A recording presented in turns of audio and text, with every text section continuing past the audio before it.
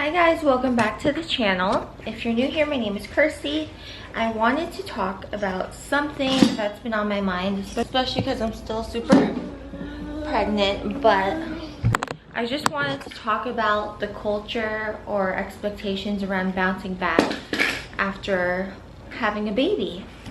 So I'm about to have baby number 2. As you guys know, if you've been following along the channel, I'm preparing for my second natural and medicated home birth, and we're so excited.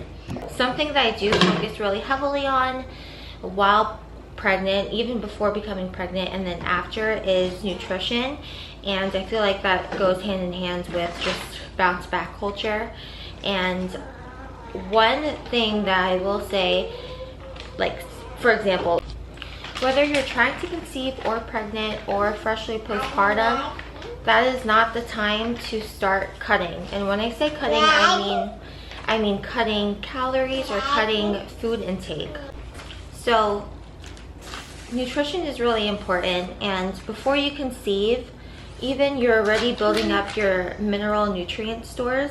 So that's really important through pregnancy, because you start sharing your mineral nutrient stores with your baby, and then after birth you lose even more nutrients and minerals from childbirth itself. So losing a lot of blood, you need to restore your iron levels for one, and also especially if you're breastfeeding, that's really important too, to keep your nutrient and mineral stores up. So instead of focusing on losing weight, dropping all the baby weight after I gave birth to my daughter, what I did was focus on highly nutrient dense meals, keeping myself hydrated and getting some movement in. So for me, what that looked like was having postpartum meals ready on hand. I prepped a few meals and just smoothie packs before my due date. So a few weeks before that. I'm going to do that again for this baby. I'll show you guys in a video what I end up preparing. But I had just nutrient dense meals prepared. So I had pasta that had like sausage in it for protein and vegetables for fiber, and then I also did like Filipino like chicken noodle soup or sopas.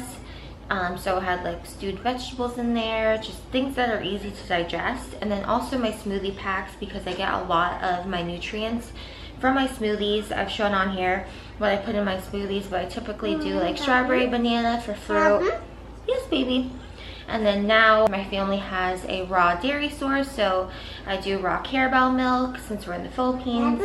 And then for fiber, I use sunflower seeds, and protein, I do almond butter and collagen. So, and then staying hydrated, I've showed you guys what I do with my water. I make Nature's Gatorade, so it'll be like plain water, whether it's like alkaline water or spring water, which does have some minerals in it, but I remineralize it with real sea salt plus a squeeze of lemon. And then also coconut water. I drink so much coconut water in my first pregnancy and postpartum. It's super hydrating. I had just a good source of organic coconut water, which is great for the electrolytes. That's great in labor too. And now I also have a good source of coconut water because we're somewhere tropical. So that's a great source of electrolytes, or if you're trying to hydrate yourself more. And then for movement, I wasn't really hard on myself. I was breastfeeding still. I ended up, because of through my nutrition and breastfeeding, I did end up losing a lot of the weight that I gained during my pregnancy. So I did a lot of daily walks with my daughter in the stroller, or I carried her on in the baby carrier and walked with our 2 dogs around our complex that we lived in.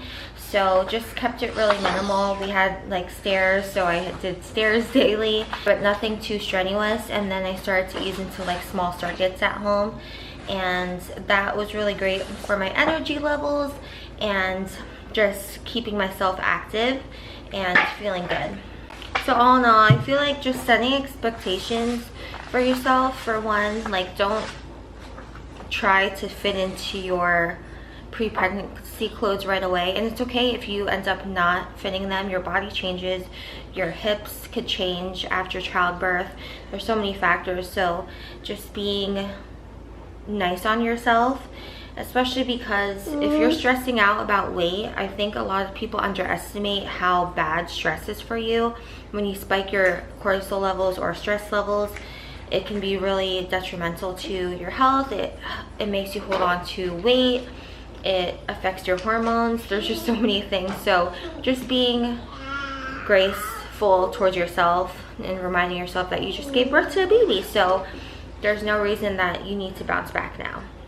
So I just wanted to talk about that because I feel like bounce back culture is really toxic, and it forces you into, I have little miss here obviously, but it forces you into habits that are unhealthy, especially at such a vulnerable time and stage in your life. When you're postpartum, that's when you should be restoring your nutrients and mineral levels through nutrient dense meals, being hydrated, and just getting daily movement, even if that's just walks and sunlight, and keeping your stress levels down. I feel like that's so important for women, and we don't talk about that enough. With that said, I am going to be making a video on what I prepare for postpartum in terms of meals, smoothie packs. Our dogs eat raw food, so I also prepped their meals for almost 2 weeks in advance when I had our daughter, so that was super helpful too. It's just making things easily accessible. Of course, you'll probably order things out, like I was eating sushi often, so things like that, but just having nutrient dense meals that you intentionally made to nourish yourself during postpartum is really important. And getting your daily walks in. I did encapsulate my placenta, and I feel like that helped a lot with my energy levels, with my weight, and milk supply. A lot of this evidence is anecdotal. Of course, they haven't done like scientific research on it, but it's like an old wives' tale consuming your placenta, and I had firsthand experience with it. That was great.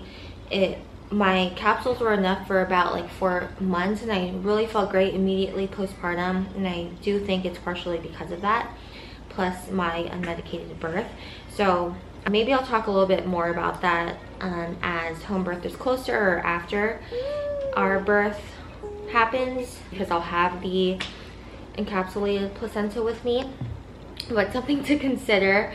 And also just monitoring what you consume, and I don't mean in terms of food, but the type of like content that you consume. I feel like there are a lot of creators that are focused on just bounce back culture, super high intensity workouts all the time. So I've talked about this before, but cycle syncing for women, or basing your workouts around your cycle. For example, in your luteal phase, you should not be doing super high intensity workouts, or like during your period, because of the way our hormones are set up. So a lot of content creators just push a narrative about bouncing back, and it is possible, but I think we owe it to ourselves to do it in a healthy way, and it helps you just feel better in the long run. So those are my 2 cents on bounce back culture, and just my tips on what worked for me the first go around, what I'll be repeating for baby number 2. Oh, Sonama baby. I'll be filming what we prepare for postpartum meals. I'm also going to film a video on supplies and preparations for home birth itself, and what I prepare, what my midwives prepare for us for our home birth. And yeah, that'll be a separate video. I'm going to play with little miss now because she's been wanting to play, and I'm just filming. But thanks so much for watching, and I'll see you guys in the next video. Bye. Bye. Bye. You gotta stand up and fight.